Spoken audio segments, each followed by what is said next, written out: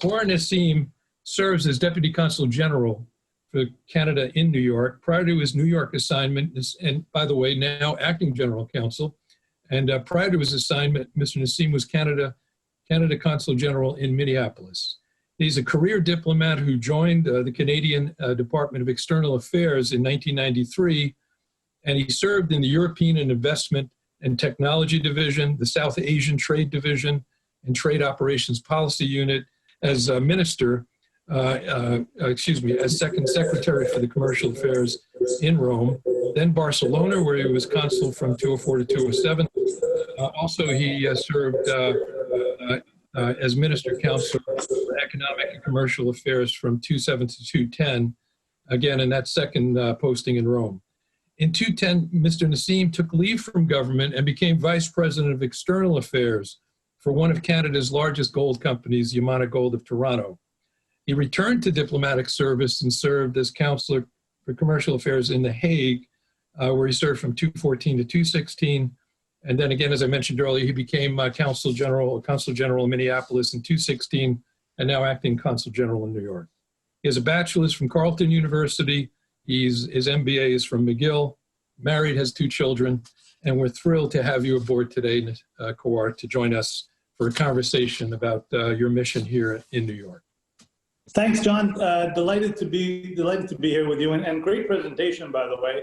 I really did enjoy it. I learned a lot, and I want to congratulate you and Stephen and John and Robert as well for setting up Mabel. This is a tremendous opportunity for us to work together. I look forward to a long partnership with you guys. There's so much for us to do together, as you've outlined, and you know, the more partners and friends we can have, the better. Thank you. Thank you. It's wonderful that we have you here today, and we look forward to working closely with you and your team. My first question to you this afternoon, Khawar, is pretty topical. It's, how has the overall mission of the consulate here in New York been affected by the COVID-19 pandemic? John, first let me start by saying, the Consulate General in New York, we've been around for over 101 years. We started in Times Square in 1919, and we had an office called an information office. It sounds very, very sort of John le Carré mystery novel-esque, but we have offices in New York City, but we cover Delaware, Connecticut, Pennsylvania, and Bermuda. We also have offices in Buffalo, Pittsburgh, and Philadelphia. And we do the full gamut of services, everything from visas to consular, to immigration, to advocacy work. We're working a lot on the aluminum tariffs that have been introduced by the administration. But a lot of our focus is on business and business development. We have 21 officers dedicated to trade and investment relationships between Canada and the United States, between Canada and our territory. I would say that it's important to understand that when we look at trade and investment, we don't look at it as a one-way street where we're trying to export product in or trying to attract investment. We look at it in a two-way form. We want to get Canadian companies here doing business, employing people, and that's why our relationship is fair and balanced. To get to your question on the pandemic, John, what I would say is that, one of our primary functions right now is ensuring the safety and security of our staff and our operations. We've closed our offices out of a degree of security. We're open for visas, we're open for consular, but most people are working from home. That's been a mixed experience. I think we're experiencing some efficiencies, some loss of contact. We missed the humanity. I would have loved to have been with you folks in Long Island and doing this in person, but this is the reality that we're operating in. Over the course of the past 6 months, we haven't stopped in terms of engaging. Every week or every day. This morning, I was talking to the president of the Steelworkers Union about aluminum tariffs. I've spoken with Lieutenant Governor Hochul about business to business, the border issues. I've spoken with 8 or 9 congressional representatives. We've done USMCA promotion events with folks like the World Trade Center in Buffalo, the District Economic Councils in New York and in New Jersey. And I've spoken with over 20 CEOs to get their read on the pandemic and how it's impacting them, and how do we ensure transparency and fluidity in our business relationships. I think, John, that one of the things that concerns us, quite frankly, is that the pandemic will create a desire for people to look increasingly inward, to look more local, more domestic, and that is a threat and a challenge to those of us who are promoting the tremendous business relationship we have between Canada and the United States. So even during this isolation, we have been working on PPE equipment, getting it back and forth across the border. We've been supporting Canadian healthcare workers who are coming into the United States. There are over 1,000 that come in every day into the United States to offer support to hospitals in New York State. We've been doing that sort of work on a day-to-day basis. We have Canadian transmission line workers who came to assist in the restoration of power following Tropical Storm Isaias. So, the relationship is tremendous. It's multifaceted, and in spite of the pandemic, and we continue to work at a feverish pace to promote the numerous aspects and the positive aspects of our relationship.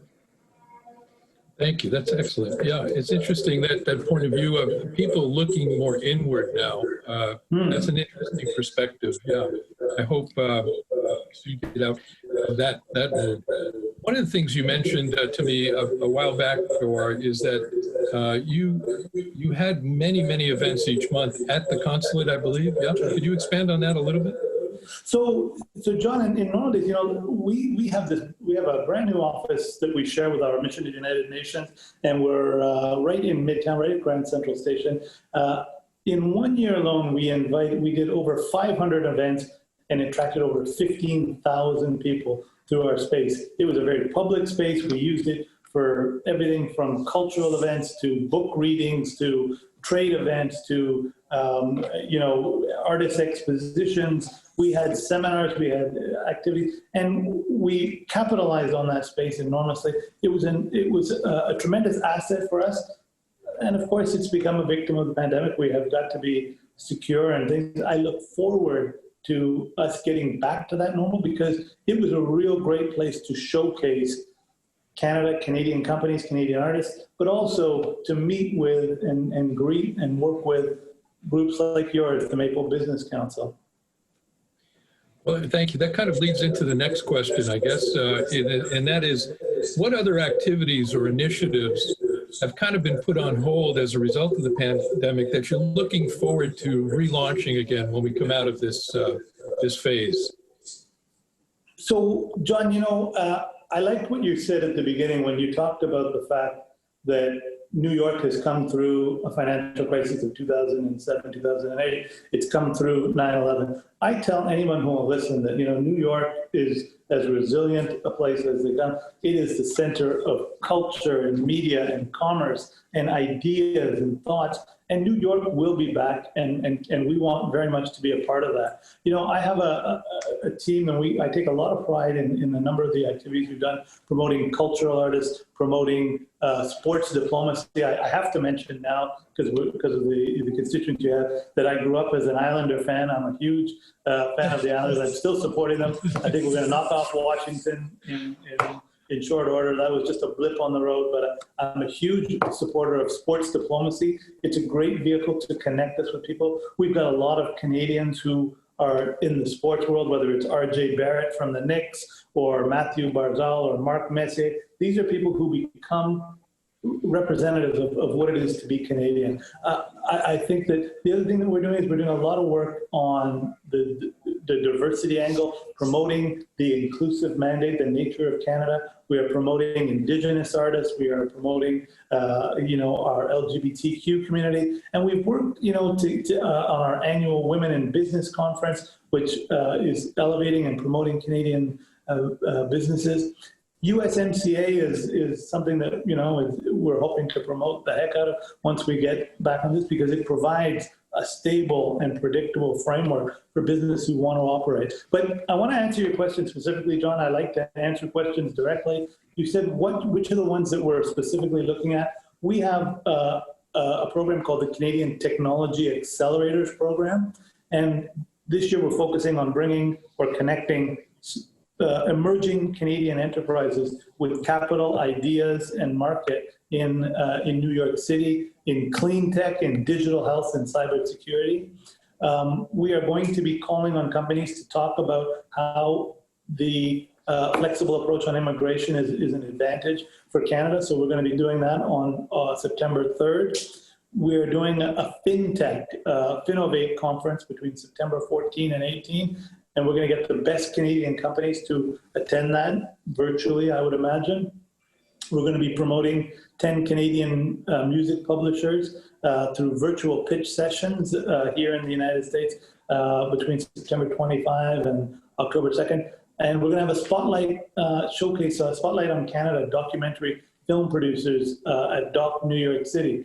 So there's a raft of activities. I've got a very ambitious program led by Nigel Neal in our Trade Commissioner Service. We take requests from clients who are looking to do business with Canada, but there's still a lot on tap. And we're looking at new ways of delivery, but we're continuing to work on it. That's phenomenal. And I think you already know one of our colleagues here on Long Island, Bob Cattell, who heads up the Advanced Energy Research Technology Center over at Stony Brook. He'll be speaking with us next month, and perhaps I'm sure you can share with us some things you're doing in concert in that accelerator with that organization.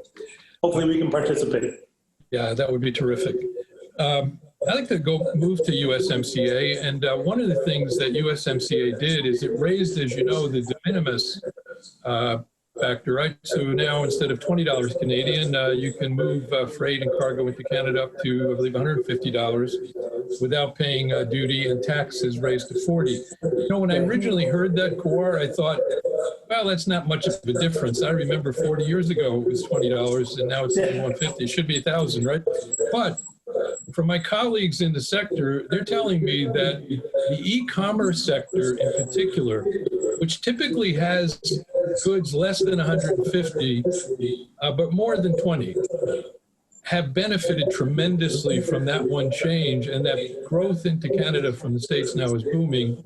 And of course, in reverse, the U.S. de minimis is, I believe, $1,000 now, which is more Canadian, right? So how has e-commerce helped to drive trade in your mind, and will continue to drive trade over the next several years?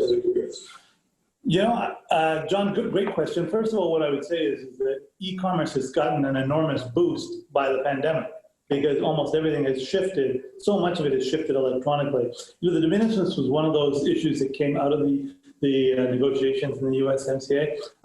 Just a word about the USMCA in the sense that, you know, we're Canadian and we're polite, but, you know, when we heard commentary saying it was the worst deal ever, it was terrible, we had to tear it up and throw it in the garbage, you know, we were saying, oh, hold on a second, you know, trade has tripled in the time since we've introduced NAFTA. We have increased our GDP. We are doing incredible things back and forth. We achieved what we wanted in an integrated supply chain. Yes, there have been bumps along the way. There have been some irritants, but that's how you negotiate. You have a discussion, you move forward.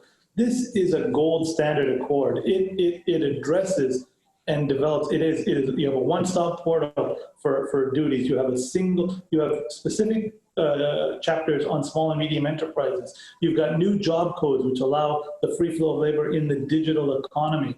And e-commerce is one of the areas where we're going to see growth, because sooner, you know, the commerce is not going to be jurisdictional. It is going to be transnational. I know we wanted to have the de minimis moved up.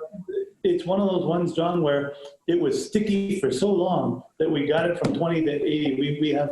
We've achieved a lot within this accord. We've got better access for U.S. farmers into the Canadian agriculture market, and reciprocally for Canada. We have preserved and we've raised the standards for domestic components in the automobile area. We've raised labor codes in Mexico. There are a lot of things to be positive about the USMCA. And most importantly, for the business people on this line, it provides predictability. There will be no new tariffs beyond included in this. It will keep almost 99% of our goods tariff-free. So it's a good deal. I think that was a good insight on e-commerce and its importance to the future. Next question I have for you is, having lived and worked as a leader of the New York Consulate General since 2017, how would you compare this assignment to your very interesting assignments in Rome, The Hague, and other parts of the world? So let me start by saying it's an honor and a privilege to represent Canada abroad. And I have relished all of my postings. You know, the diplomatic answer is that each one is unique and each one brings, and you look to the connections that it makes with Canada. I can tell you though, John, I always come down to the issue of relevance. And the New York market is so relevant to Canada. We have 17 border crossings. We do $30 billion in commerce. If you go into New York City, it is full of Canadians.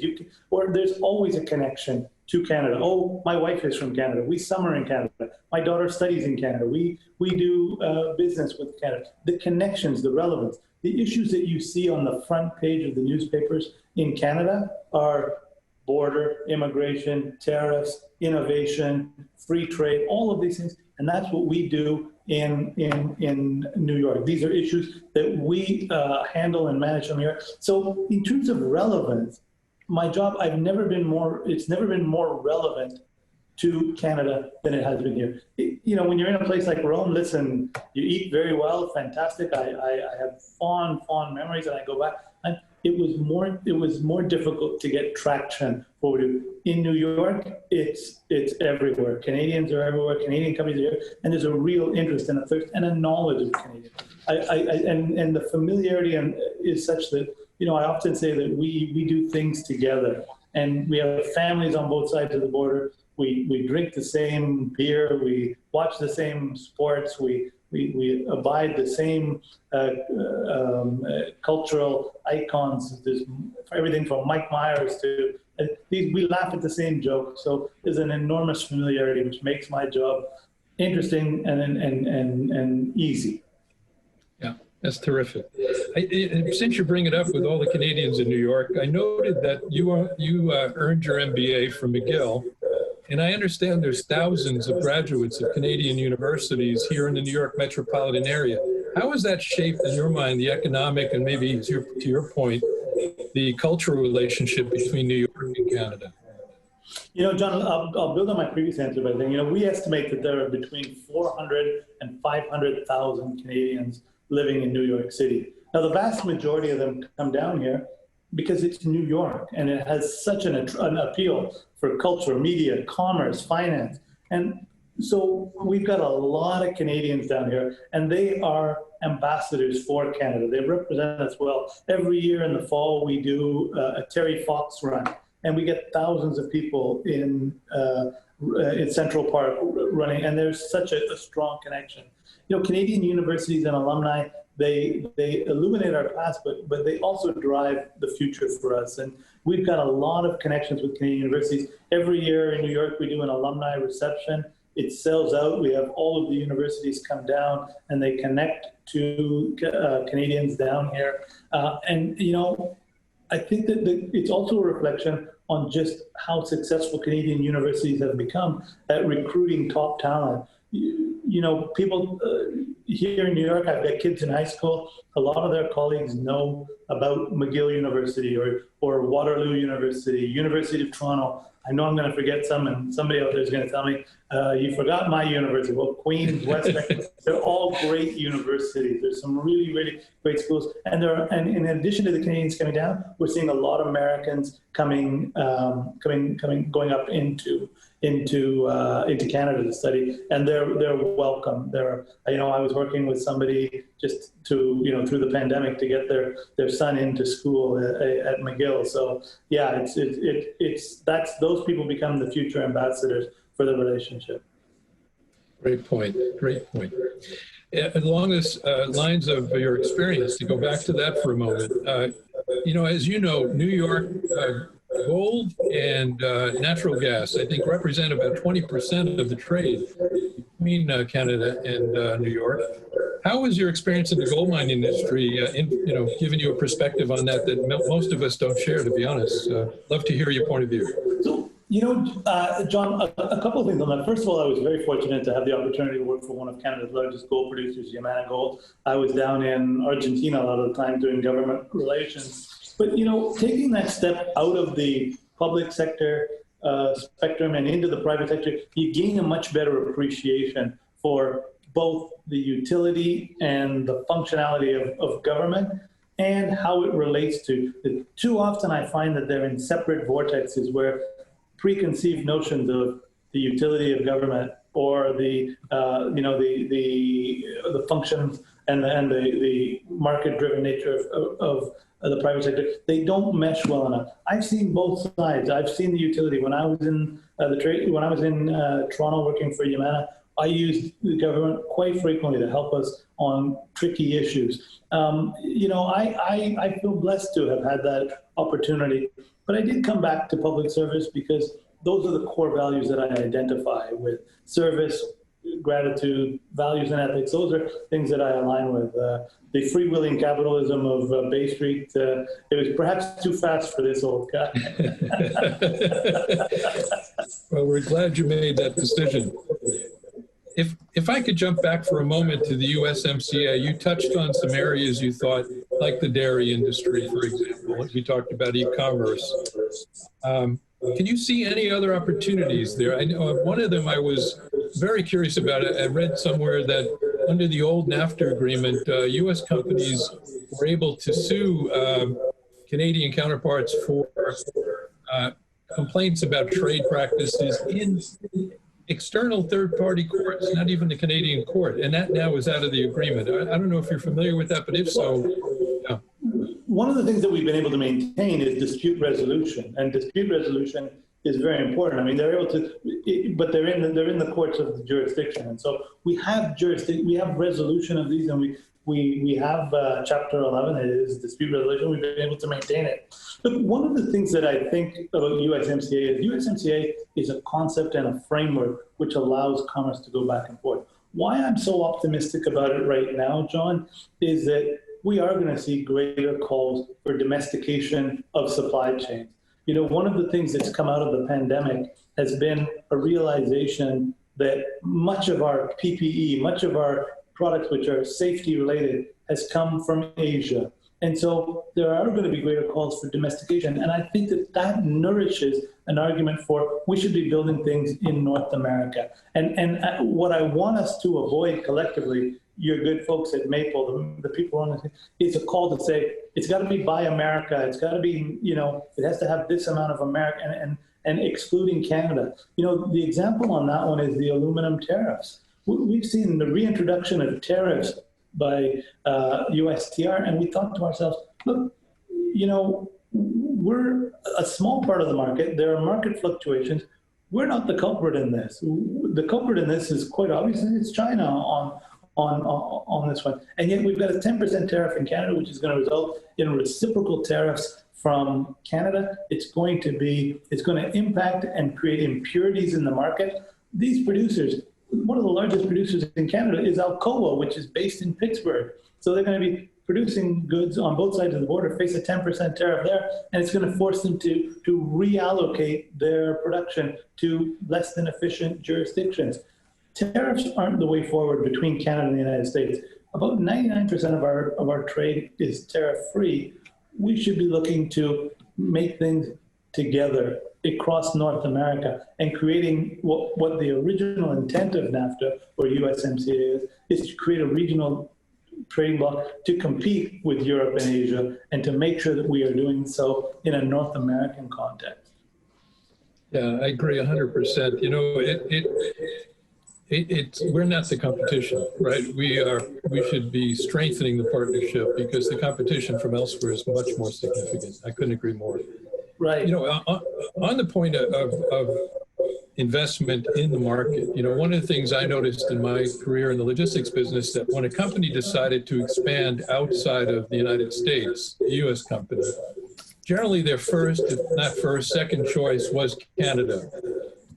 Why do you think it's such an attractive investment opportunity for U.S. companies? Well, first of all, John, we are creatures of habit. We go to what we know and what's familiar. we have in Canada the same rule of law. We speak the same language. You know, as I said, we eat the same food. We have proximity. We benefit from that. We are a market which has a respect for rule of law. We have a market where the risk of going to, say, to Canada or to Mumbai, those are very different animals. Canada has also done a good job in capping its tax rates. We have competitive labor rates. Also for U.S. Employers who go to Canada, there's an enormous benefit in that the social costs of getting an employee there are significantly reduced. The public healthcare system means that an employee's salary is not saddled with an additional private healthcare cost. Education public education is good and available and free. So when you're moving your employees, there's a lot of attractiveness to that.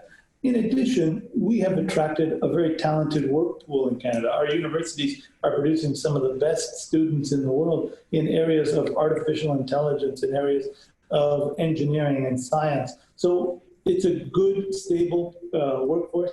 I was speaking with one company, and he said, you know, one of the things about Canada is that there's much less turnover in the staff. People get a job and they remain there for a longer period. The turnover rates are much, it's much more stable. People in Canada don't move around as much or as often as some of their counterparts in the US. So that's an attractive element for those looking to do business in Canada. And you know, we're a very competitive environment. There are all kinds of studies, I won't bore you with them, but that say that Canada is, you know, one of the most lucrative places to open a business and do business. It's safe, it's predictable. There's a lot of talent out there. So yeah, absolutely. Yeah, thank you for that. Yes, and I think the technology sector in particular, the talent in Toronto, and I heard recently Waterloo, Kitchener area is booming. And I know a lot of companies in this region are taking a hard look at setting up technology centers in the Ontario market and in the Quebec market as well. And we'd be delighted to help them. We have a full-time investment team that is dedicated to that. And I do want to also add, John, if I may, that you know, investment's a two-way street, and I don't want to ever be viewed as us encouraging, you know, job flight or job departure from the U.S. We have a lot of Canadian companies doing business in New York State. You referenced the number in terms of how many people are employed by Canadian companies here, but we have companies like Lion Electric, a Quebec-based electric truck and bus manufacturer, which launched its experience center in Albany. Flybits is a Toronto-based AI fintech company that develops things, and they have opened an office in New York City. And I know that Serge Sondak asked a question about Canadian banks. Canadian banks are a huge presence in Manhattan. The TD Bank is the largest retail bank in New York City. RBC, CIBC, National Bank, RBC Capital Markets, these people employ thousands and thousands of people in New York City. And that's a great thing. Delighted to have it. This is tremendous for Canada. If Canada wants to grow, they've got to expand internationally. Great point, great point. But before we open up for questions, Khawar, I just had one other question I'd like to pose to you, and that is, you know, this is your opportunity to talk to the New York business community about, you know, why, as a closest neighbor, what is the key message, and what are the secrets about doing business in Canada they may not already be aware of, or the benefits, you know, speaking to the community here? Yeah, you know, John, I think it goes back to the investment proposition of what Canada offers. Canada offers a safe, predictable, growing, wealthy, proximate, talented place to do business. We have a stable and secure.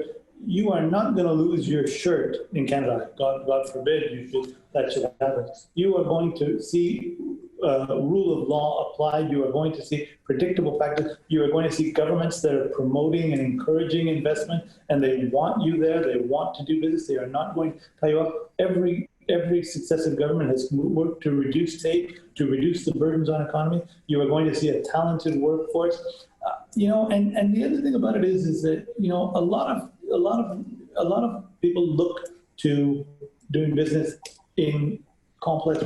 We have 60 flights a day on pre-pandemic, going between New York City and Toronto. It's the most traversed route in the world. We've got a lot of people doing great things on both sides of the border. And, you know, we welcome New York business. We welcome U.S. business in Canada. We understand your challenges, your ambitions. You know, U.S. investment is incredibly welcome in Canada, and it's flourished in Canada. U.S. companies, you know, if you go into any retail store or if you're driving along the corridors, you will see U.S. companies across Canada, and they are welcome.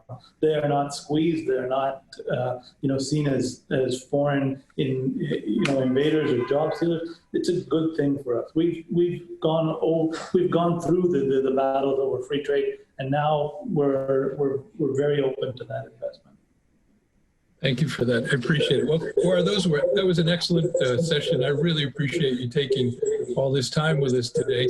If you can, I'd like to check and see if we have any questions from the audience that you could perhaps address for us. Sure. And we do. Let's see here. Okay. One of the questions is, how are Canadian banks managing in the U.S., given that they have a stronger capital base than U.S. banks, but are competing in a very crowded and tough market here in the United States? For example, this person says that TD Bank is a top 11 bank in the States on a standalone basis, and I'm sure they're very supportive of Canadian trade. Is the regulatory climate for them harder for Canadian companies here, or is it easier? You know, give us some perspective on that, if you would. You know, first of all, I see where that question comes from. It comes from Sir Sandak, who's a friend, and I will say to you that, look, Canadian banks do extremely well in the United States. I've spoken with all of the major investors here: TD, National Bank, RBC, Scotiabank. They are doing exceptionally well here, and throughout the pandemic, they've done very well. And they have, you know, I was talking to them about how the banks have responded to the crisis, and the term that they used to use is that whereas in 2008 we were the problem, this time we're the solution. They have been able to get small business loans out. They have been able to provide solutions. They've been able to get transactions moving. They've done exceptionally well. I don't believe that there are impediments to Canadian banks. They continue to expand here and grow. They continue to see them in their footprint. If you go to Hudson Yards in Manhattan, you will see a real array of Canadian banks doing well. They're doing exceptionally well and I don't believe, and I'm not close enough to the file to say, well, what about this or what about that? What I would say is that they are doing very well. Great, thank you. Another question was, what do you think is the greatest impediment to improve relations between the United States and Canada? Yeah, you know, I mean, look, I think that if we look at it in that perspective, John, I think what we're saying is where are the headwinds coming from? And, you know, the concerns that we have right now are that you are seeing a lot more rhetoric about Buy America or domestication of these. And what's happened is that we've always had to go out, reach out to the business community, reach out to political leaders and say, yeah, but not Canada. I mean, Canada should be excluded from this. And in the end, people, oh, yeah, we didn't mean Canada. Oh, no, we didn't. Well, we'll exclude Canada. But we're seeing blanket approaches which are on nationalization, and we're seeing a much more inward-looking. That's not only unique to the United States. We're seeing it in places like the UK, in Brazil, in other places. So for us, those are headwinds that we need to combat. We need to say, look, we need to keep the relationship between Canada free, open, and exempt from these challenges. The impediment that I see is that that's happening on both sides of the political spectrum right now. Candidate Biden has a number of provisions in there calling for Buy America, and we've seen tariffs from the Trump administration. Our ambition is to keep things as fair, open, and free as we can, and that requires a lot of convincing. But I think we have good argumentation as to why Canada is not the problem in this. we need a strategy. And I was talking with colleagues in the aluminum and steel sector, and they were saying, we need a more surgical approach to our trade policy, which says, let's build that North American bloc as opposed to, challenging Canada. With that, I'll say thank you again for a wonderful session. And I couldn't agree more. Maple certainly hopes to be part of that solution in bridging that divide, because it is vital to this region as well as the Canadian market.